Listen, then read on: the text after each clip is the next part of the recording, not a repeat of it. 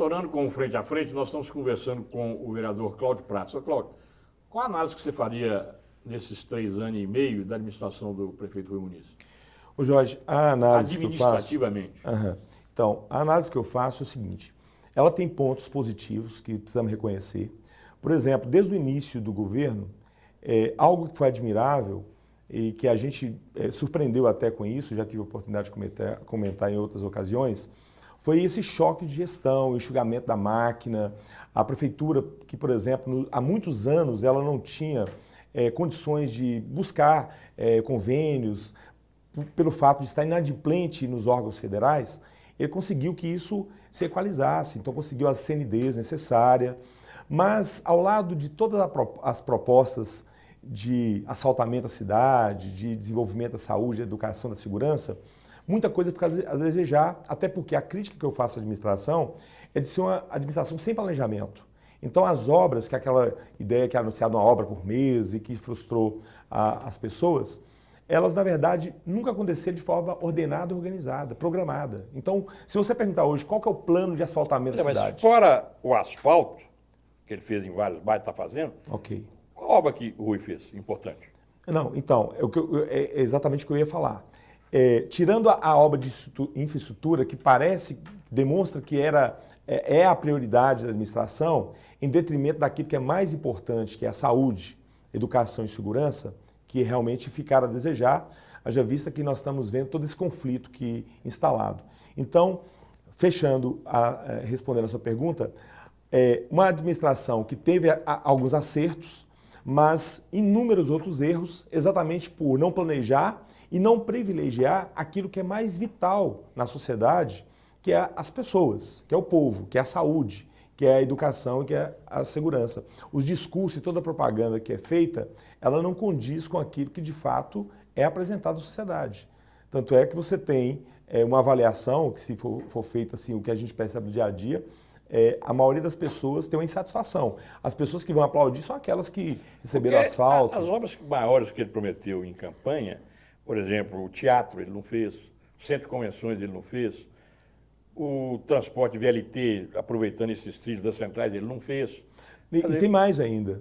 Por exemplo, obras que já estavam orçadas... Porque asfalto, todos os prefeitos fazem, porque é uma obra eleitoreira. Claro. Asfalto dá voto. Exatamente. Por isso que eu te falei, havia um ambiente totalmente favorável para fazer uma boa administração, mas a forma bélica, a forma muito de comprar briga com todas as instituições, com as entidades, com a Câmara, com o médico, com hospitais, fez com que a administração... Com o delegado federal, com todos, os promotores, com a Receita, Ministério Público, com todos, comprometeu definitivamente a administração na medida em que não são ouvidas pessoas e que houve-se uma opção por fazer apenas um tipo de obra, que como você disse é eleitoreira, que é a questão de privilegiar o asfalto e deixar de lado, por exemplo, a saúde. Né? Eu até acho que é necessário fazer o asfalto.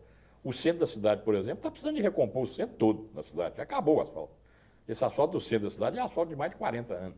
Com certeza. E mas não pode se restringir só ao asfalto. Né? Não, concordo com você. E volto a dizer, todos sabem que a saúde ela é de fato a questão mais vital. Se esperava o quê de alguém que é médico, que tem compromisso, que se diz compromissado com a saúde e também com a educação? Você quer um exemplo da educação? Já havia uma aprovação do governo federal, recursos em caixas do Ministério da Educação para a construção do CEMEIs. Vai terminar os 4 anos sem que um CEMEI sequer tenha sido concluído e entregue para a população. E a desculpa é que a construtora não fez a licitação, mas enfim, a gente percebe um erro grave na administração de fato não privilegiar aquilo que é vital, saúde, educação e segurança pública. Mas você acha que essa prisão do prefeito vai prejudicar a reeleição dele? São situações difíceis de você prever. A princípio, a lógica é que sim, né? Uma prisão sempre repercute. Você acha que ele saindo, ele não pode se vitimizar, não? Ficar no papel de vítima? Eu não tenho dúvida que ele já está tentando isso, já é a proposta dele, exatamente essa, né? De dizer que a prisão é injusta, de que está sendo vítima de perseguição e tal. Eu não posso entrar em juízo de valor por não conhecer o processo, mas uma coisa que eu até me pronunciei na Câmara. Eu estou na Polícia Federal há 16 anos, acompanho a polícia e outras instituições que são parceiras, como o Ministério Público e o Judiciário. Não acredito absolutamente que a Polícia Federal ela está fazendo uma perseguição pessoal ao prefeito. Acho que tudo que está acontecendo... E ele fala que é perseguição política, que o delegado Marcelo Freitas gostaria de ser candidato a prefeito. Você acha que isso tem algum fundo de verdade? Não, não acredito absolutamente que tem fundamento. Até porque é o seguinte, o Judiciário e o Ministério Público, eles são o controle também da polícia, né? Então, a Justiça jamais iria conceder uma prisão se não tivesse embasado em motivos e razões de uma denúncia bem fundamentada, uma investigação bem feita, para resultar numa prisão. Haja vista que tivemos recentemente agora um habeas corpus negado pelo Tribunal Regional, mostrando claro que o colegiado não entendeu que a prisão é legítima. Então, só isso faz cair por terra essa tese de perseguição. Eu entendo que o que está acontecendo é que o gestor, o prefeito, está colhendo aquilo que, de alguma forma, ele deu causa. Ele plantou. Por exemplo, ao reter esses recursos da saúde, e isso foi uma briga que foi toda a Câmara, inclusive a bancada que apoia o prefeito, todos eles tentaram insistentemente, durante 2, 3 anos, juntamente com os hospitais que estavam sendo prejudicados, fazer com que o prefeito encontrasse outro entendimento que não fosse reter de forma indevida os recursos para os hospitais. Então, essa briga, que talvez tenha até uma intenção boa de melhorar a saúde, ela se perdeu na medida em que a forma como ele agiu para buscar a saúde foi de estrangular os hospitais e, ao mesmo tempo, comprar briga com outras instituições. Estrangulou tanto que os hospitais até hoje estão estrangulados.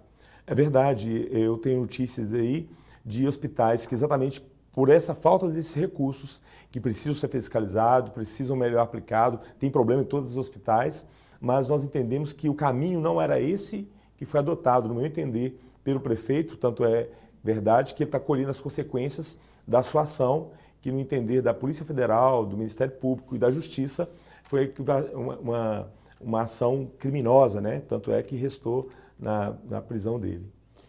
Nós vamos para mais um intervalo comercial e no próximo bloco nós vamos conversar com o vereador Cláudio Prato sobre a sucessão municipal, que nós estamos praticamente na boca dela aí em outubro. Um instantinho.